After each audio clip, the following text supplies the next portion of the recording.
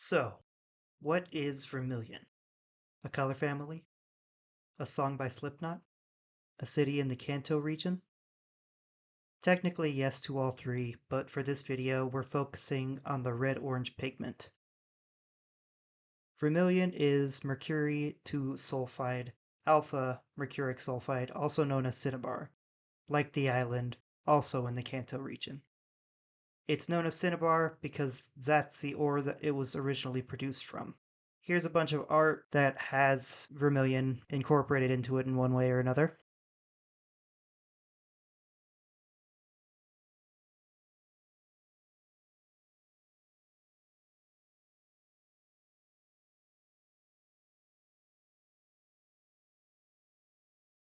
How is it made?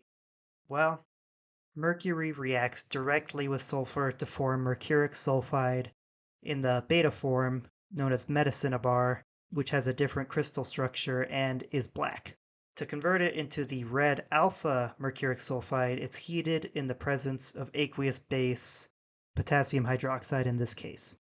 A lot of excess sulfur is used in this reaction, and it also reacts with the potassium hydroxide to form a mess of potassium sulfides, polysulfides, thiosulfate, and sulfite through a bunch of disproportionation reactions, but these are all water soluble, so they're easily washed out of the resulting vermilion. And just in case any of the excess sulfur doesn't completely get removed by the potassium hydroxide, it's reacted with an aqueous solution of sodium sulfite to form sodium thiosulfate. With all that being said, let's get to the procedure. So, here are the reactants. It's actually 50.16 grams of mercury, and then 20.03 grams of sulfur, which is a large excess.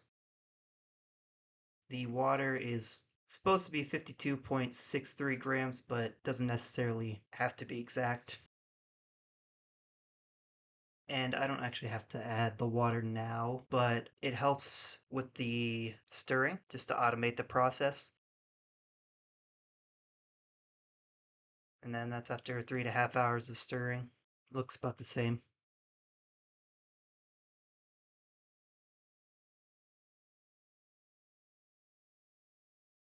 This is after 7.5 hours, which there's quite a bit of visible change because it starts to blacken.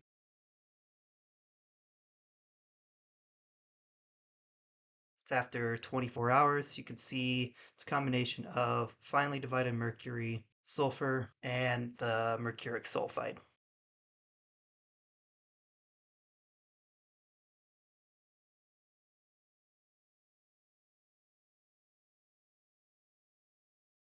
So now I'm adding the base. It is actually 13.19 grams of potassium hydroxide.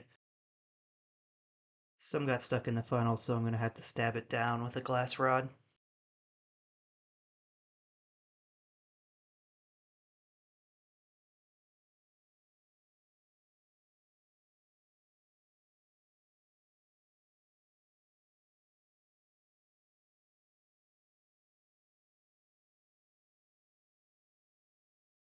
And then that is after 1.5 hours of heating and stirring. The mixture darkens as more mercuric sulfide is formed and as the sulfur reacts with the aqueous base to form polysulfides.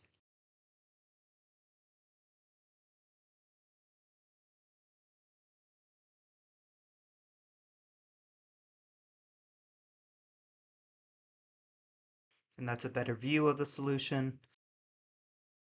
Polysulfides are often like yellow, orange, or in this case red, as you can see.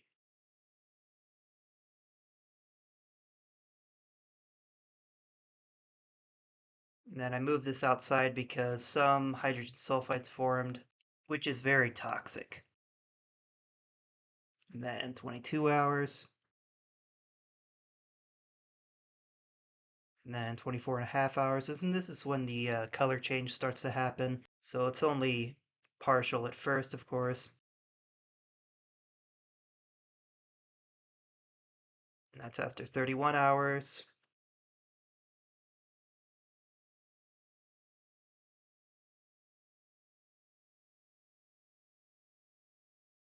and then 42 and a half hours. So this is when I originally stopped the reaction, and I'll show that later in the video. 51 hours.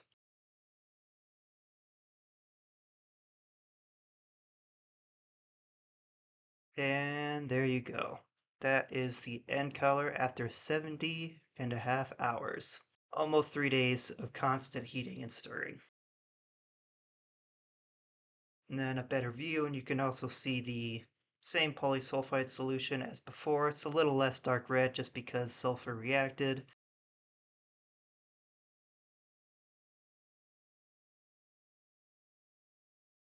This is decantation number 1, and I'll be washing with distilled water to remove any dissolved impurities like the sulfides, polysulfides, base, etc., and any floating sulfur that's unreacted.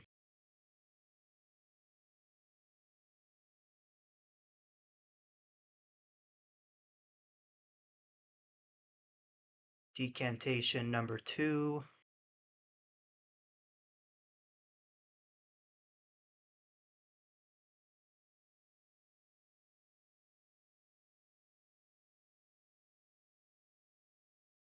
Decantation number 3. And I also move this to a 400 milliliter beaker. Helps with washing it with more water.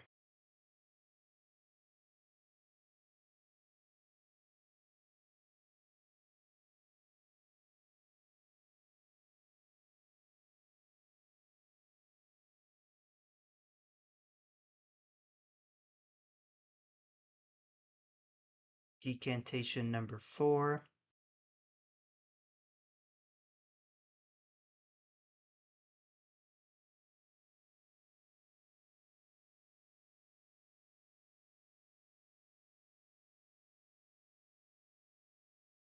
Decantation number 5. I have no idea why the supernatant liquid is orange and opaque.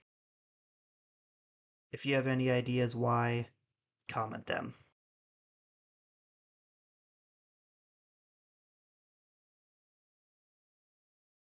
Decantation number 6.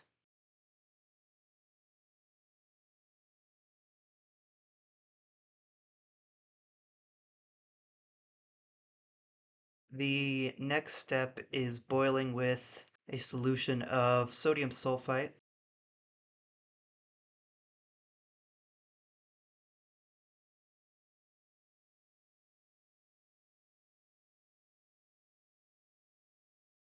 I use 13 grams, not really because of stoichiometry.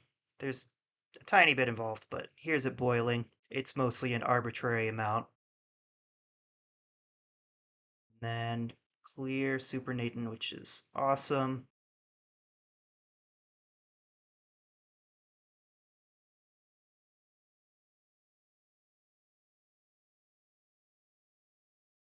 So I didn't actually record this, but I'm going to boil it with the distilled water that I just added to it.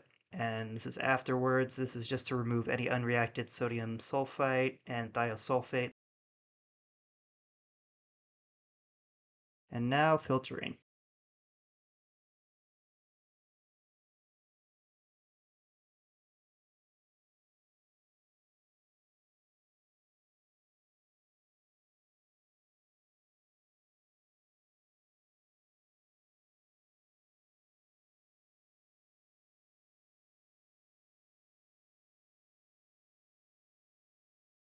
And that is a rubber dental dam. I just got them from Amazon. It helps to squeeze out any more water that's in the vermilion.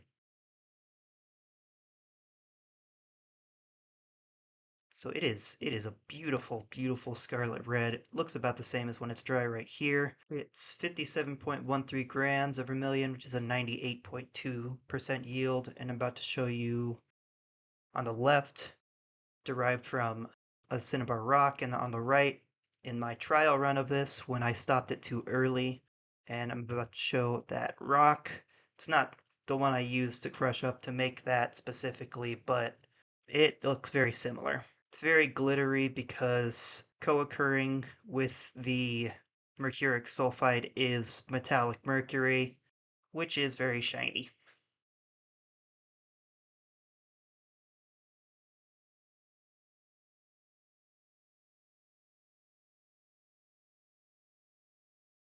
So, the yield I'm very happy with. It's almost quantitative.